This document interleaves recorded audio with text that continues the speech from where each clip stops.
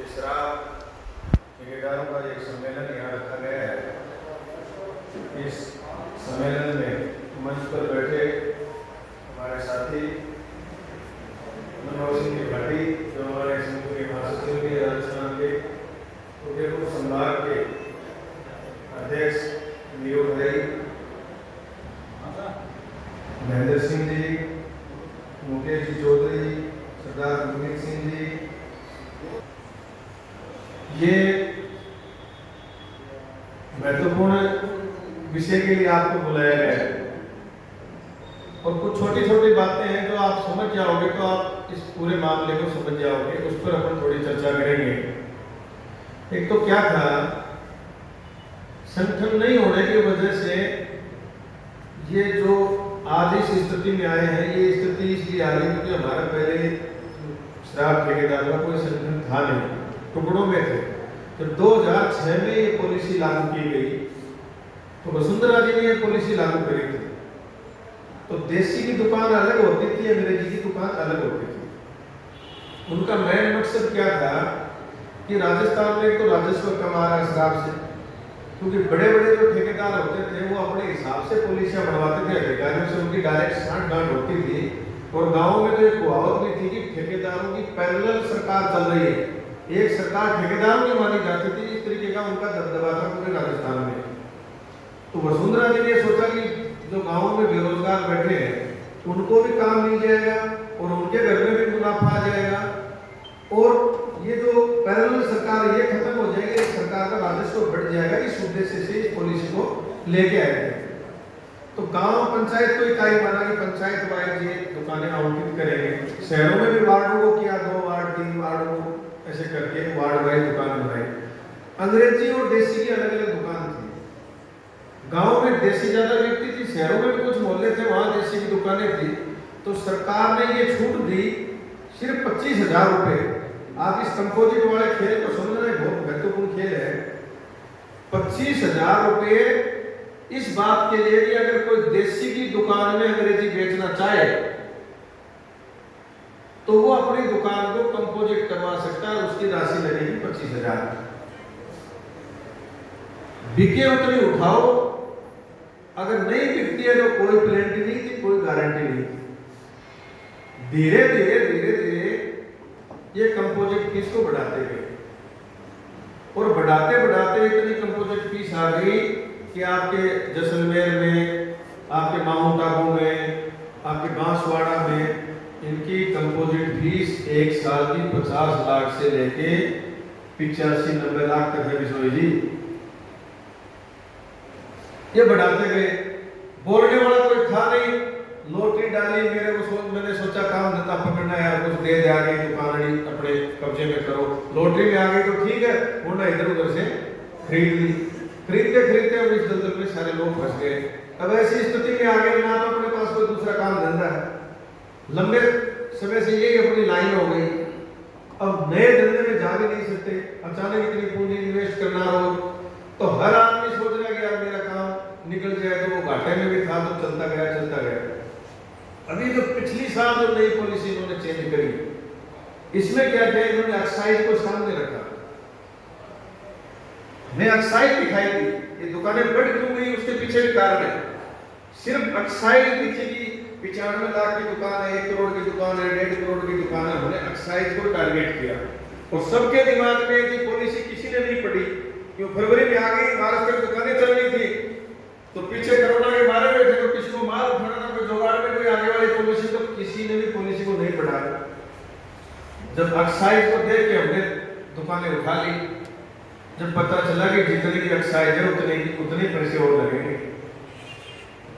3 करोड़ की दुकान है तो 6 करोड़ की दारू शराब उठानी पड़ेगी। ये परिस्थिति बाद में आई दिमाग में, और पॉलिसी छूटते ही कोरोना आ गया। तो पॉलिसी में कहीं उल्लेख नहीं था कि कोरोना की दूसरी लहर आएगी, ये उल्लेख नहीं था। और हम क्यों बात कर रहे हैं, बहुत से लोग कहते हैं कि यार अब कम नहीं होगी, एक बार बढ़ गई वो बढ़ गई।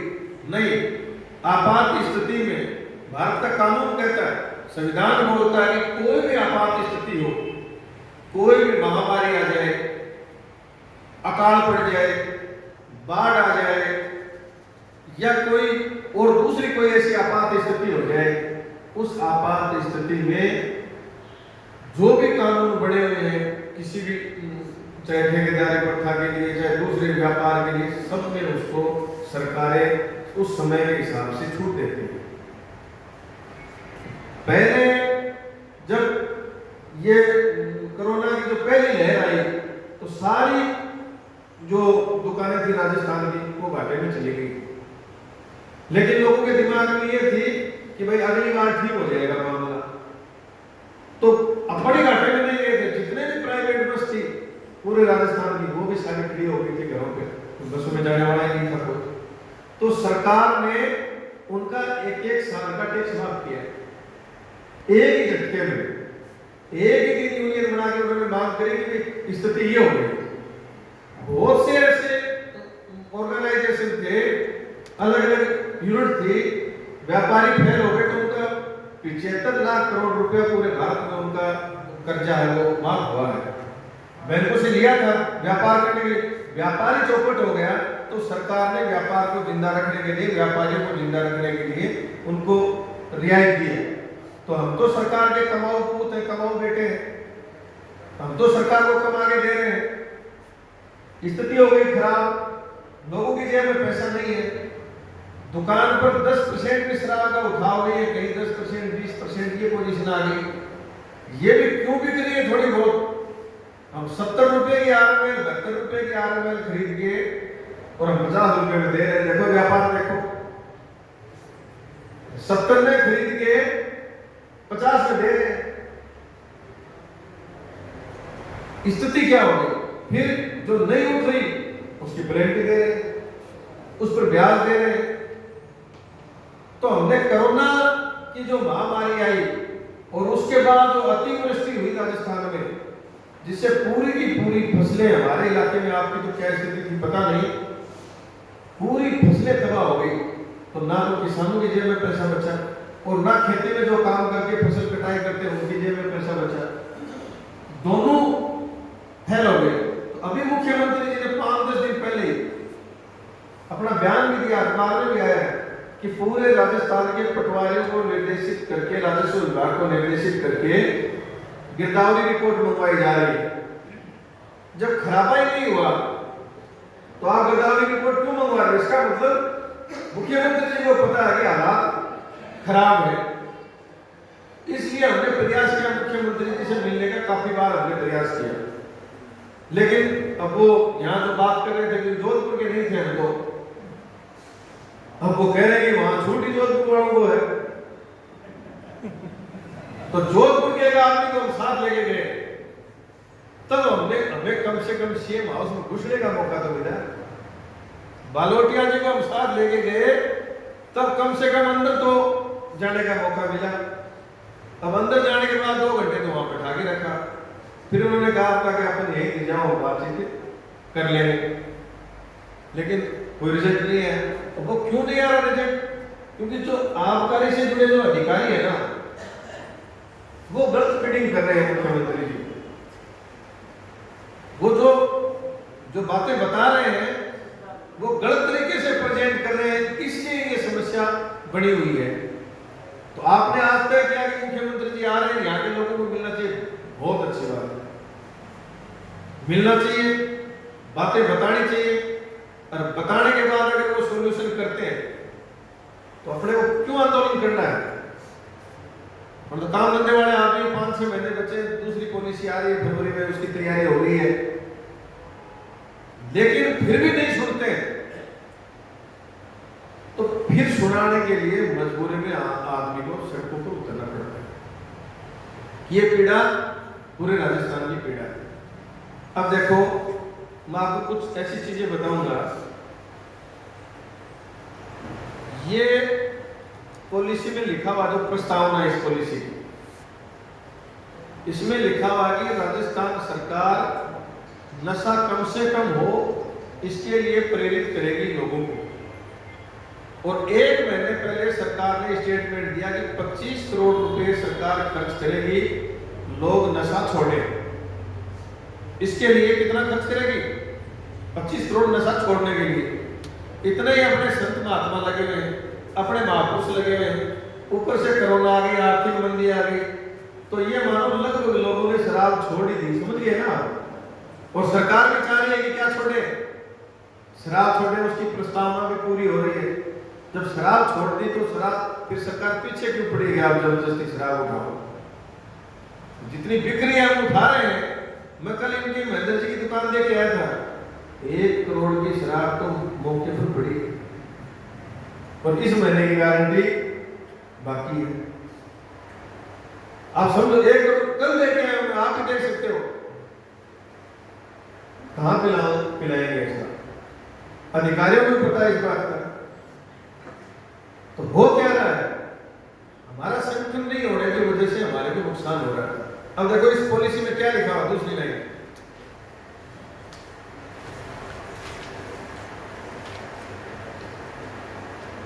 ठेकेदारों को बियर पर 25% और अंग्रेजी शराब पर 24%, इसी साल की है। फिर मैंने सोचा कि झुंझुनों में निकलवाई हो, वो दूसरी तो नहीं, इसलिए मैंने नहीं है इसे निकलवाई दोबारा, कि हो सकता अलग जिले में 25% अंग्रेजी बियर पर कमीशन मिलेगा आपको, और 24% आपको मिलेगा अंग्रेजी पर और 25 बियर। आपको कमीशन मिल रहा है,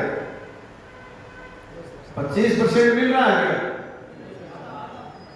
पिछली साल का पैसा अब सरकार कह रही है हम ठेकेदारों को मांगते हैं, हम दूसरा दरवाजा भी खटखटाएंगे, उसकी मैं डिटेल सारी डिटेल लिखूंगा। पिछली साल जिन्होंने ठेके चलाए, पूरे राजस्थान के ठेकेदार 700 करोड़ रुपए सरकार के कमीशन मांगते हैं। हमारा कमीशन सरकार में पड़ा हुआ कितना, अरे आपने पेटी दे दी, गोदाम से ले ली, ये मेरे पास बिल है, खरीदे हुआ, और आपने कहा कि आपको प्रिंट रेट पर बेचनी है, उससे ज्यादा बेचोगे तो आपका ओवर रेट का चलान होता है। तो हम लोगों ने जिन्होंने ओवर रेट बेची उनके चलान हो गए, जिन्होंने रेट पर बेची वो 25%। कानून सबके लिए लागू है, कोर्ट न्याय के लिए बैठा, अन्याय के लिए नहीं बैठा। तो आप 25% कैसे मिला, वो तो आप मांग सकते हो ना। पिछली साल का राजस्थान के ठेकेदार 700 करोड़ रुपए सरकार के मांगते हैं पिछली साल। तो जो इस बार जिनके ठेके नहीं है और जिनके पिछली साल के ठेके, आप उनको भी साथ जोड़ सकते हो। वो दूसरा साल ठेके थे, पिछले से पिछले वाले साल, उनके भी हमने जो आंकड़े जुटाए वो लगभग है 642 करोड़ के समथिंग, यानी सरकार के पैसे मांगते हैं कमीशन के। सरकार ने पॉलिसी में लिखा आपको इतना देंगे, जब आपको इतना नहीं मिला तो आप मांगोगे कि नहीं मांगोगे? अरे बाप बेटे का भी हिसाब होता है, तो टेबल पर बैठ जाए, हिसाब कर लेंगे। आपने लिखा है, वो कह रहे थे ना पीले चावल दिए थे, बिल्कुल नहीं दिए, आपकी मान ली चावल नहीं दिए, लेकिन ये तो लिख के दिया। अरे ये हमने थोड़ी लिखा है, तो ये तो दो। बहुत से लोग कहते हैं कि 3-4 महीने बचे, कुछ नहीं होगा, 100% होगा। दिक्कत क्या हो गई, पहले हो जाता। यूनियन जिसके भरोसे हम सारे लोग बैठे थे, उन लोगों ने सही फीडिंग नहीं करी। बिश्नोई जी, अगर वो सही फीडिंग करते, इस तरीके से हर जिले में कार्यक्रम करते, फिर डाटा कलेक्ट करते, एक हाई कोर्ट में रिट लगाते, कौन से मुद्दे के लिए? कमीशन के लिए। कमीशन का तो सरकार के पास भी रिकॉर्ड है, जो बिल अपने माल लिया हर दुकान का, इस साल का, पिछली साल का, कितना माल उठाया, और इस पर यह रेट थी, इस रेट में इनको बेचना था, हमने गोदाम से इस रेट से इनको आउट किया। तो सबको पता है 12, 13, 13.5% से ज्यादा कमीशन किसी को नहीं मिलता।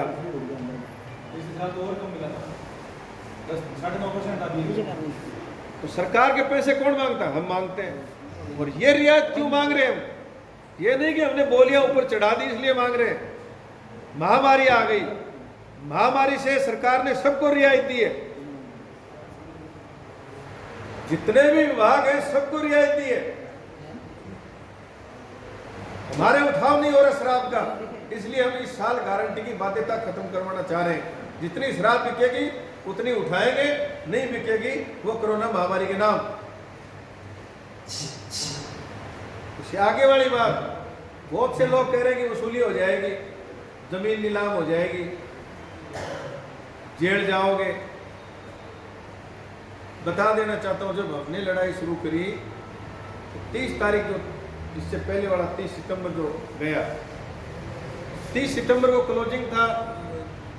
दूसरा टर्म जो 3-3 महीने के बना रखे थे वो, तो इतना भय पैदा कर दिया ठेकेदारों के, अगर 30 तारीख को आपने शराब नहीं उठाई तो 1 तारीख को आपको फांसी टूट जाएगी। हमने तय किया कि भाई फांसी चढ़ेंगे तो शराब नहीं उठाएंगे, तो सारे जिले ने तय कर लिया कि एक भी आदमी ने पवा नहीं उठाया। 1 तारीख को किसी को फांसी टूटी क्या झुंझुनों में, उन जिलों में आपको कोई समाचार आया? फिर दोबारा 1 तारीख को नोटिस निकाला कि 12 तारीख तक अगर चेक नहीं दिए तो आपको कोई बचाने वाला नहीं है। तो हमने तय किया 12 तारीख तक चेक की छोड़ो, शराब ही नहीं उठाएंगे। जब 12 निकल गई तब लोगों को पता चल गया कि डिपार्टमेंट कुछ नहीं कर सकता, सिर्फ भय पैदा कर रहा है। तो 12 के बाद उन्होंने 7 दिन के लिए नोटिस दिए, सब दुकानों पे चिपकाए कि अगर 7 दिन में किसी ने लिखित में नहीं दिया कि मैं माल उठा लूंगा आगे के 2 महीने में, ना उस पर ब्याज लगेगा ना प्लेंटी लगेगी, 2 महीने में अगर मैं माल उठा लूंगा वो तो बचेगा, वरना 7 दिन बाद कोई नहीं बचेगा। तो हमने तय किया भाई 7 दिन का और इंतजार करेंगे। 7 दिन जब निकल गए, नोटिस का टाइम पूरा हो गया, तब डीओ साहब आए। उन्होंने कहा प्लेंटी की छोड़ो, कंपोजिट की छोड़ो, कम से कम आप जितनी शराब दुकान में बिकती है उतनी तो उठाओ, तो जितनी बिक रही है उतनी उठाओ। ये 30 सितंबर को आपको नहीं था क्या कि भाई कंपोजिट फीस जमा करवानी है? तो बहुत से लोगों की बची हुई है। क्यों बची है? आंदोलन छिड़ा ना पूरे राजस्थान में। तब नागौर में 10 दुकानदार को ताला मार के दुकान को खाली करके ताला लगा के और रफूचक्कर हो गए। 8-10 दिन बाद विभाग को जानकारी मिली कि दुकानें खाली कर गए। ये आंदोलन की वजह से दुकानें बची नहीं है राजस्थान में। अगर ये 2 महीने पहले आंदोलन नहीं होता तो 2500 से ज्यादा 2600 के समथिंग तो सरेंडर करवाने की एप्लीकेशन विभाग में पहुंच गई पूरे राजस्थान में। 2600 और 100-200 दुकानें ऐसी जो अभी तक नहीं उठी है। और लगभग मैं 1500 दुकानों की तो कहता नहीं हूं, 6000 से ज्यादा दुकानें ऐसी हैं जिनके 5 लाख से लेके 40-50 लाख तक की प्लेंटिंग अभी तक है, उसकी प्लेंटिंग। तो रात से तो हम लड़ सकते हैं, चाहे आप जितनी भी सारी डी हो जाएगी, लड़ेंगे, मेरी जिम्मेदारी है, किसी की जमीन नहीं बिकने देंगे। लेकिन आपने जिन लोगों से उधारा लिया है, 2 महीने का नाम लेके, 3 महीने का नाम लेके कि मेरी दुकान चल जाएगी, मैं वापस दे दूंगा, आप इस माल को कम पैसे में मत बेचिए, अच्छी रेट में बेचिए, जितना बिक रहा उतना ही उठाइए। जिन लोगों के पैसे लिए उनके वापस चुकता करिए। जो ड्यू रहेगा वो अकेले आपका नहीं रहेगा, पूरे राजस्थान का रहेगा, और हम सारे राजस्थान के लोग मिलकर लड़ेंगे, 100% न्याय मिलेगा। ये सरकार नहीं देगी, आगे वाली सरकार दे देगी। मैंने एक बार आंदोलन में अशोक जी गहलोत जो 2003 के टाइम में चीफ मिनिस्टर थे, तब हमने कोई आंदोलन चल रहा था हमारा कॉलेज का, तो हमने इनकी यात्रा रोकी। वहां बहुत लाठी जंग हुआ, गिरफ्तारियां हुई, सैकड़ों लड़के गिरफ्तार हुए, मैं भी गिरफ्तार हुआ, मैं अध्यक्ष था उसका। तो मुकदमे लगे हमारे 4-5 मुकदमे प्रशासन ने, रास्ता रोकने का, शांति अलग अलग। जब अगली सरकार आई तो सारे मुकदमे उसने विड्रॉ कर लिए कि आंदोलन के मुकदमे हैं, वो सरकार ने विड्रॉ कर लिए। विड्रॉ करने के बाद वो मांग थी वो पूरी नहीं हुई, तो फिर वसुंधरा जी गई वहां, तो वही घोड़े और वही मैदान। हमने वहां किया तो बहुत जबरदस्त विरोध हुआ, बहुत से लड़कों के सिर फूटे, हम जेलों में रहे 7-7, 8-8 दिन, बहुत से मुकदमे लगे। उसके बाद अशोक जी आए तो उन्होंने मुकदमे विड्रॉ कर लिए। समझ रहे हैं ना आप? ये पूरे प्रदेश के एक गांव से जुड़ा हुआ मुद्दा है। सरकार नहीं करेगी, आगे वाली सरकार करेगी, किसी की जमीन नीलाम नहीं होने वाली। दूसरी बात, राजस्थान में अब आपके अलावा कोई ठेका नहीं चला सकता। ये इतना बदनाम हो गई है दारू और ये आरएल, गांव में ऐसे चिंता हो गई कौन सी दारू पिला रही है सरकार, सारे लोग विरोध कर रहे हैं। तो नया आदमी तो 1 रुपया भी इसमें इन्वेस्ट नहीं करेगा। तो अगर सरकार को पॉलिसी चलवानी है, आपकी बात सुननी पड़ेगी, क्योंकि अब आपके अलावा राजस्थान में शराब का कोई ठेकेदार बचा नहीं है। बहुत से लोग कह रहे हैं कि छोटे ठेकेदारों को मार के बड़े ठेकेदार वापस आना चाहते हैं। आज हम गली गली के वाकिफ हो चुके हैं, एक एक गली को हम जानते हैं। कोई भी बड़ा ठेकेदार हमारे बगैर यहाँ दारू बेच नहीं सकता जिलों में। इसलिए ये सारा जो मामला है आप पे आके टिक गया है। आप कमजोर हो गए तो आप मारे जाओगे, आप मजबूत हो गए तो 100% आपको लाभ मिलेगा, आपका भाई कहता है। और हमने तो जितने आंदोलन किए, मैं तो देखो 1994 से, अब मेरी उम्र आपको छोटी लग रही है, पहली बार 1994 में जेल में गया था। 94 से लेके मैंने जितने आंदोलन किए स्टूडेंट लाइफ से, एक भी आंदोलन में हार नहीं हुई, एक में। पिछली बार वसुंधरा जी आपके जोधपुर में भी वो यात्रा में लेके गया था नई सड़क से, यहाँ से आपके इस इलाके के एमएलए के हमारे साथ के पुराने एमएलए थे नारायण जी गढ़ा, उस टाइम 2017 में। तो मैंने सारे एमएलए को ज्ञापन दिया कि किसानों को बिजली फ्री दो और कर्जा माफ करो।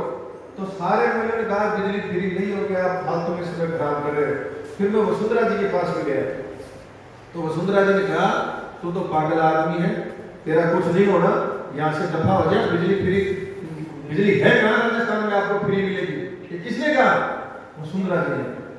जब मुख्यमंत्री ये बात बोल दे उसके बाद किसी की उम्मीद बचती है कि बिजली फ्री मिलेगी? ने पूरे राजस्थान में रैलियां की, उसका संयोजक था किसान बचाओ देश बचाओ आंदोलन का संयोजक था। और इतनी जगह इनके हेलीकॉप्टर रोके, इनकी यात्रा रोकी, जेल में गए, गंगानगर में गिरफ्तार हुआ, जालोर में हम गिरफ्तार हुए, बांसवाड़ा में हमारे साथ मारपीट हुई, फिर थाने में बिठा के रखा। और लास्ट में इतना बड़ा आंदोलन खड़ा हुआ है कि वसुंधरा जी को 10-10 हजार रुपए किसानों की बिजली और 50-50 हजार रुपए किसानों के माफ करने पड़े। बोलो किसको ये नहीं करने पड़ेगा? संयोजक था उस आंदोलन का। मुख्यमंत्री ने कह दिया नहीं होगा, उसके बाद कोई उम्मीद बचती है क्या? फिर भी हमने हिम्मत नहीं आ रही, और जब हम लगे तो काम हुआ। इसलिए ये जो शुरुआत है, आप अपने आप को कमजोर नहीं समझे। आप तो मुख्यमंत्री जी से मिलो, हो सकता है उनके दिमाग में बात आ जाए, वो अपनी जो बेसिक लाइसेंस फीस है उसको एक्साइज में शामिल कर दे, तो सबसे गारंटी कम हो जाएगी, एक बीमारी से पीछे छूट जाएगा। दूसरा क्या, उनको भी पता है कि कोरोना काल का असर खत्म नहीं हुआ, वो भी जगह जगह इस आसार को देखते हुए घोषणाएं कर रहे हैं, लोगों के गरीब आदमी के पक्ष में घोषणाएं कर रहे हैं। तो उनको एक होगी इस साल की जो गारंटी की बातें था वो समाप्त की जाए, ताकि हमारे लोगों को कोने कोने दामों में शराब नहीं बेचनी पड़े। इससे आगे मेरा एक निवेदन और है, जो कंपोजिट फीस है, अब पॉलिसी में लिखा हुआ है, सरकार ने सबसे ही सारी दुकानों को कंपोजिट मान लिया है। अब अंग्रेजी और देसी का झंझट नहीं रहा, सारी दुकानें सरकार की एक हो गई और एक्साइज में बोली लग रही है। जब एक्साइज में बोली लग रही है और अंग्रेजी की आपने गारंटी कर दी, अंग्रेजी की आपने प्लेंटी कर दी, तो आप कंपोजिट फीस कतई नहीं ले सकते। इसलिए जो कंपोजिट फीस जिन लोगों ने जमा करा दी, उनको तो उस कंपोजिट फीस के बदले शराब दी जाए, और आगे की कंपोजिट फीस है उसको बहाल किया जाए, उसको समाप्त किया जाए। ये हमारा उसमें मुद्दा है, ये समझाना पड़ेगा। इससे सरकार को कोई ज्यादा नुकसान नहीं हो रहा है, क्योंकि इस पॉलिसी के तहत 4000 करोड़ रुपए तो उनको एडवांस पैसे ज्यादा मिल रहे हैं। तो ये सारी चीजें में अगर वो सुधार करते हैं तो सरकार को भी नुकसान नहीं होगा, हमारे सारे ठेकेदार भी बच जाएंगे। इस मुद्दे पर हम लोगों को ये काम शुरू करना है। आज आप सब लोग आए। अब मेरी आपसे ये गुजारिश है कि अगर 10 तारीख तक वो मुख्यमंत्री जी नहीं मानते हैं तो आप सब दुकानों में शराब भरी पड़ी है, मेरे को पता है इनके 1 करोड़ की पड़ी है, तो किसी के 50 लाख की होगी, किसी के 10 लाख की होगी, और दीपावली पर बिक्री होगी तो आप और पैसा आएगा तो और इकट्ठी कर सकते हो। लेकिन 10 तारीख के बाद एक बार हम पूरे राजस्थान में जीरो बिलिंग का उसमें कर रहे हैं, तो आप उसमें सारे लोग साथ सहयोग करो, ये आशा और विश्वास हम लोग करते हैं। दूसरे नंबर पे आप जो ही आप ये बिलिंग जीरो बिलिंग शुरू करोगे तो आपको ये नहीं देखना जैसे मैंने जीरो बिलिंग में हड़ताल मैंने शुरू करवाई तो 1-2 ठेकेदार ने क्या किया, अधिकारियों दबाव में आके शराब उठा ली 5-10 दिन बाद, तो उसका मतलब ये थोड़ी उसने उठाई तो मैं भी उठाऊंगा, नहीं, हमने कहा जो उठाना चाहे वो उठाए, डूब के मरना चाहे वो मरे, हम नहीं उठाएंगे। तो पूरे जिले में 5-6 को छोड़ के अधिकारी घर घर भी गए तो भी लोगों ने नहीं उठाए, को डटे रहे, तो 5-6 से दुकान नहीं चलेगी। अगर 5-6 आदमी अगर 10 दिन कोई शराब उठा भी लेता है तो उससे दुकानें चलने वाली नहीं है। जब तक बहुमत दुकानें शराब नहीं उठाएंगी दुकान पॉलिसी चलेगी नहीं। इसलिए आप 10 तारीख से इस पॉलिसी में आप मदद करोगे। जहां आपके गोदाम लगे हुए वहां आप धरना लगाओ, एक टेंट लगा दो। हमारे झुंझुनू में सारे गोदामों 4 गोदाम है पूरे जिले में, 4 जगह टेंट लगे हुए, एक चैनल। उसका क्या फायदा है कि जो भी ठेकेदार उधर आते हैं वहां बैठ जाते हैं, चाय पानी पी लेते हैं। एक हमारे क्या मंथली बंद हो गई आबकारी की पूरी, वहां मंथली कोई नहीं मांगता, तो 1 महीने की 56 लाख रुपए मंथली जाती थी हमारे आबकारी पूरे जिले की। अब 2 महीने से बंद है तो कितने रुपए बच गए, 1 करोड़ 12 लाख तो किसके बच गए, मंथली के। तो सारे ठेकेदार जो 15-15 हजार रुपए मंथली दे रहे थे आबकारी को, उन्होंने क्या किया, 1000 रुपए आपस में इकट्ठा करके सारे ठेकों में और 4 गोदामों पे अलग अलग उनकी बांटनी हुई, आप 4 जगह उनको डिवाइड कर लिया। इस धरने पर कोई आएगा वो इन्हीं पैसों से चाय पानी पिएगा, इस टेंट वाले को किराया दे देंगे, यहाँ बैठ जाएंगे, ताश खेलेंगे, ताकत बढ़ गई। अब अधिकारी भी कर रहे हैं। तो आप ये सोच रहे हो कि दारू बेचनी अपनी जिम्मेदारी नहीं, अपने से ज्यादा जिम्मेदारी आबकारी वालों की है। अगर दारू नहीं उठ रही है तो 17 सीसी के नोटिस किसको मिल रहे हैं, आबकारी को, तो उनसे पैसे लेने होते हैं, अपने उनको दे रहे हैं, उनसे लेने चाहिए। साहब 20-30 रुपए दे महीने के, तब तो मैं इतनी बेच पाऊंगा, मैं तो नहीं बेच पाऊंगा। ड्यूटी उनकी है शराब उठवाने, आप सब नहीं रहे, उल्टा खेल चल रहा है। आप ये सरपंच जी बैठे, आप ताजुब करोगे, मुकेश जी भाटकर और बहुत से हमारे वहां सीआई थे, उन्होंने क्या किया, दुकानें नहीं उठी ना तो ठेकेदारों ने कहा कि यार तुम बोले मेरे सर की दुकान उठाओ यार, साहब पैसे नहीं। तो बहुत से जो सीआई थे आप आएंगे, उन्होंने अपनी जेब से पैसे देंगे, बिस्वाजी दुकानें उठवाई। आपके इलाके में भी हो सकती है ऐसी बात, और ले उनसे पैसे। जितनी दारू बेचने की जिम्मेदारी अपनी है इतनी आबकारी की नहीं है। आप उनको दे रहे हो, अब तो उनको देखो कि साहब पैसे दो दारू उठवानी है तो आप उनसे महीने के 20-30 हजार रुपए ले भी सकते हो। प्रयोग की तरह आपको लगता है यार ऐसे क्या हो सकता है, बिल्कुल हो सकता है। जब एक जिला बंद कर सकता है, अलवर बंद कर सकता है, जयपुर ग्रामीण बंद कर सकता है, सीकर बंद कर सकता है, चूरू ने बिल्कुल बंद कर दी, हनुमानगढ़ जिले ने बिल्कुल बंद कर दी, गंगानगर में कल मीटिंग हो रही है, बंद कर रहे हैं, आप नहीं कर सकते क्या, बिल्कुल कर सकते हो। और वो पैसा वो अपने बचाने में खर्च करो, अपने आंदोलन में खर्च करो, यहाँ इकट्ठे हो, कार्यक्रम करो, जिले का ऑफिस बनाओ, एक लड़के का रखो, वो सारी सूचना जिले में देता रहे, जयपुर जाने के लिए बस करो, उस पैसे से अपनी रैली करो, उस पैसे को अपने ऊपर खर्च करो, तब बचो।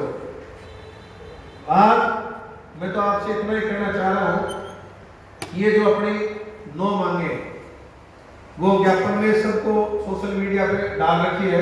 आज आपके नंबर आ गए, जिन ठेकेदारों के पास नहीं है वो मांग पत्र मैं आपके पास भेज देता हूँ, सब आपकी सूचना पहुंच जाएगी। ये वो मांगे हैं जो जेन्युइन मांगे, जो सरकार पूरी कर सकती है, जो जैसे राइडर लगा रखा है। तो भारत का जो कानून है, मौलिक अधिकार है, फंडामेंटल राइट है, मौलिक अधिकार कहता है कि आप खाने पीने बोलने और पहनने पर कोई भी सरकार पाबंदी नहीं लगा सकती। अब मैं पीना चाहता हूँ सिग्नेचर और आप कह रहे हो कि मैं डोल पियो, मैं कैसे पीऊंगा, सरकार एक्साइज के लिए तो वादे कर सकती है कि मेरे को इतनी एक्साइज चाहिए, लेकिन सरकार कतई ये वादे नहीं कर सकती कि आप ये दारू उठाओ और ये पिलाओ। कानून में नहीं है।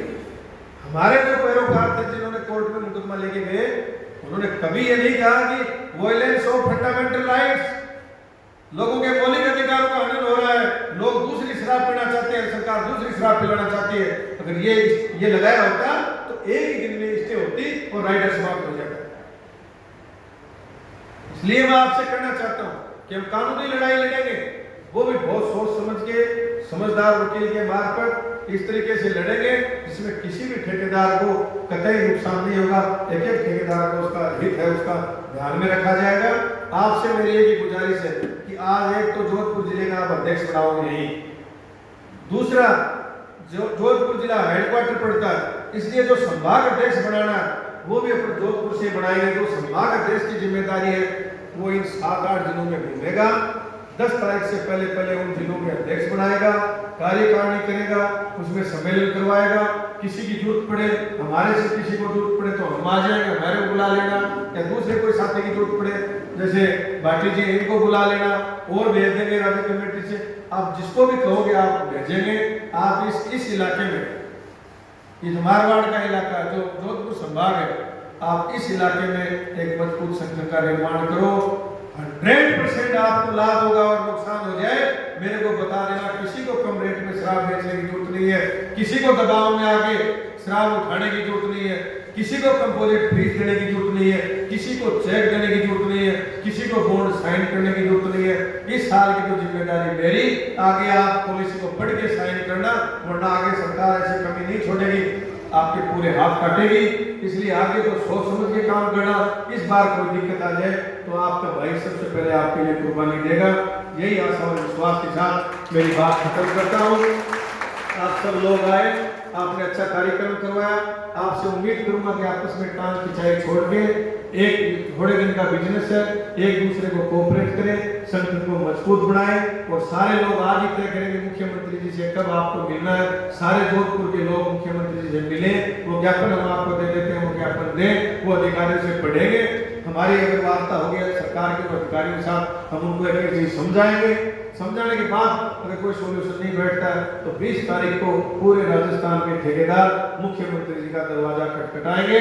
जयपुर में पूरे राजस्थान के दुकानदार जाएंगे, वही दुकानों की चाबियां सौंपेंगे। ये हमने तय किया है। इसलिए सबको बहुत बहुत धन्यवाद। पूरे जोधपुर संभाग के ठेकेदारों को, जोधपुर के ठेकेदारों को आपने बहुत समय निकाला और आज लंबे समय से आप यहाँ बैठे रहे, सब बातें आपने ध्यानपूर्वक सुनी, इसके लिए आपको सबको बहुत बहुत धन्यवाद।